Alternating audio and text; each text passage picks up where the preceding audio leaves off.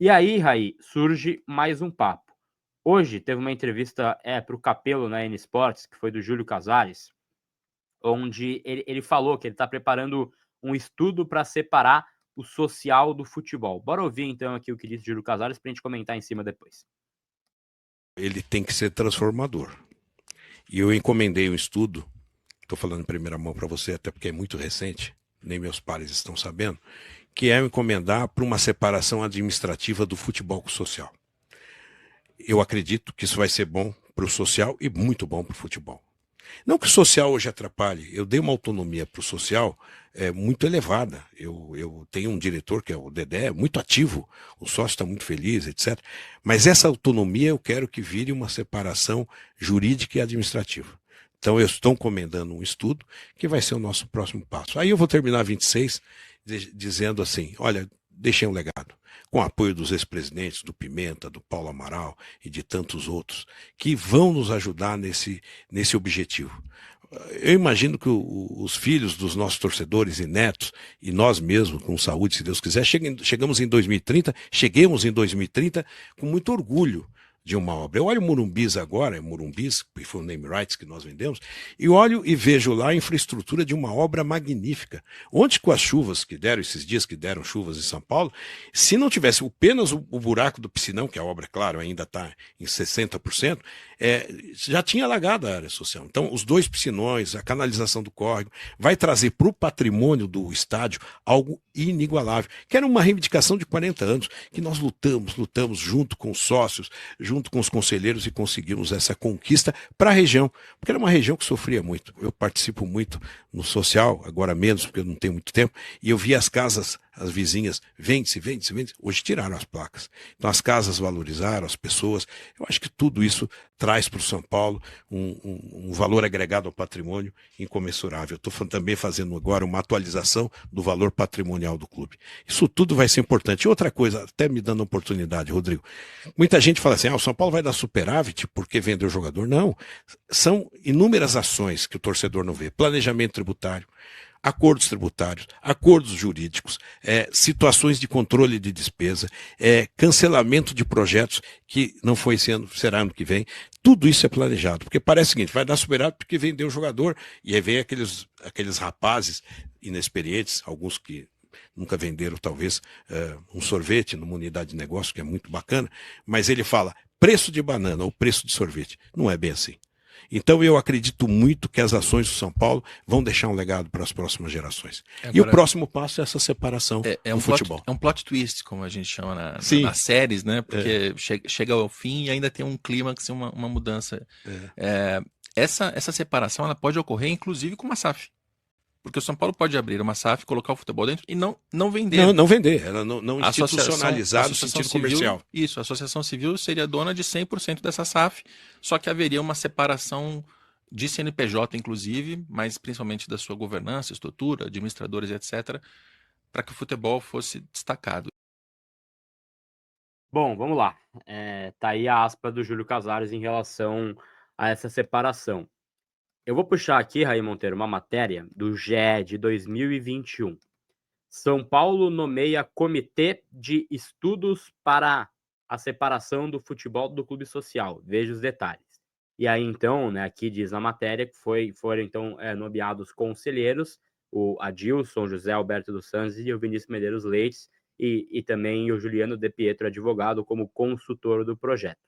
Já é uma ideia, pelo visto, que foi colocada em 2021. Te pergunto, muito curioso voltar agora a essa ideia, né? Eu até queria falar sobre outros aspectos aí. Eu confesso que eu não vi essa entrevista que ele concedeu ao Capello, que foi ao ar hoje. Não assisti ela completa, vi agora esse primeiro trecho que você exibiu aqui, Gabi, pra gente.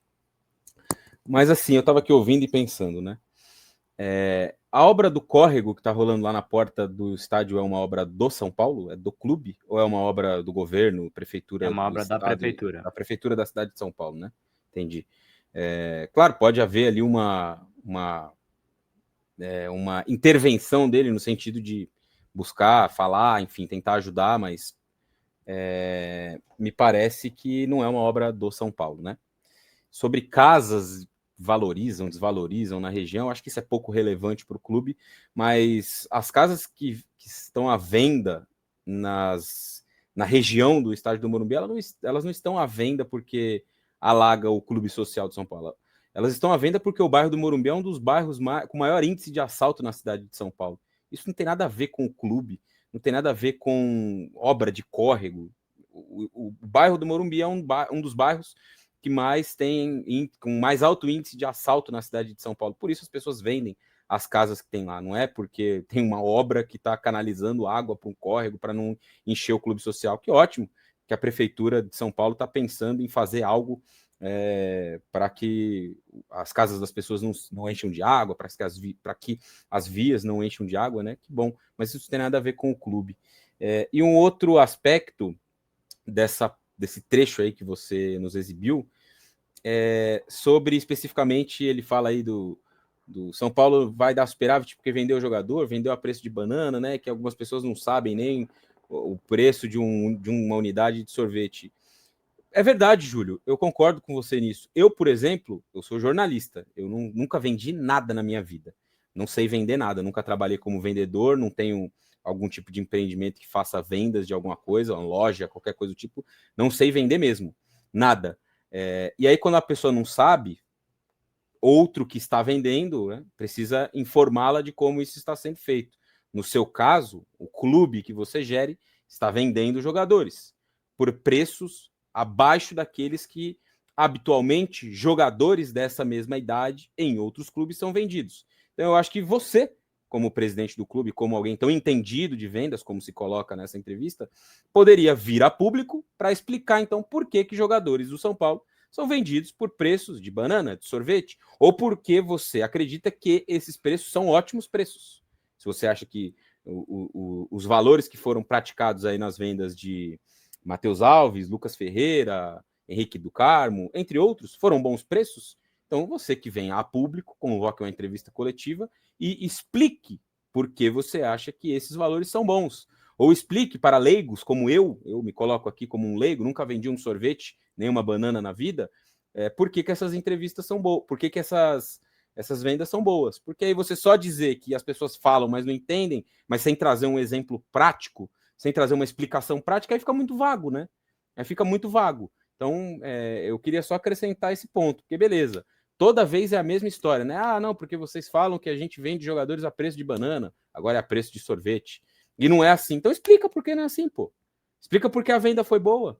Quanto vai ficar, como vai ficar, qual a estruturação que está sendo feita. Explique. Só que as coisas não são explicadas. E aí, quando as coisas não são explicadas, presidente Júlio, você abre margem para interpretações. Aí o torcedor olha, o jornalista olha, o especialista olha, ou aquele que é só especialista em futebol, mas não é em finanças. Eu, por exemplo, não sou. Quando quero saber algo de finanças dos clubes, eu vou ler o Capello, eu vou ler o Grafietti, porque eles são pessoas que entendem desse assunto, eles estudaram para isso. Se você me der um balancete de um clube, eu vou ler ali, vou talvez entender uma coisa ou outra, mas eu não vou conseguir fazer uma análise profunda daquilo. Esses caras conseguem. Então, como eu disse, quando a gente não sabe de algo, a gente vai procurar em alguém que sabe, que saiba, né? Eu vou ler esses caras sempre que saem ali os balanços dos clubes para estar bem informado. Então, você, já que fez aí umas boas vendas, né? Segundo a sua visão, é claro, a minha visão foram vendas ruins, você pode vir a público e explicá-las. Agora, enquanto não explicá-las, enquanto não convocar uma entrevista, enquanto não prestar de fato esclarecimentos, aí fica tudo muito vago e aberto à interpretação das pessoas. Pois é, perfeito. Perfeita definição, Raí. Para mim é isso e é algo realmente que deixa a gente muito, muito incomodado, porque assim, é algo que eu li hoje até colega que escreveu isso via Twitter e concordo com ele. O Júlio, em muitas ocasiões, essa é só mais uma, ele já abusou da boa vontade e da confiança do São Paulino, em muitas ocasiões. Então hoje eu entendo assim, cara, credibilidade, isso para diretor, para jogador, né? Assim, credibilidade nas suas ações em campo. Isso para jornalista também. A gente ouve bastante essa palavra, credibilidade, é importante ter credibilidade e tal. É algo que ela demora para você construir e ela é muito rápida para você perder. E o Júlio, ele já perdeu credibilidade perante ao torcedor de São Paulo há um bom tempo. O torcedor de São Paulo não aguenta mais ouvir esse rolando lero, né?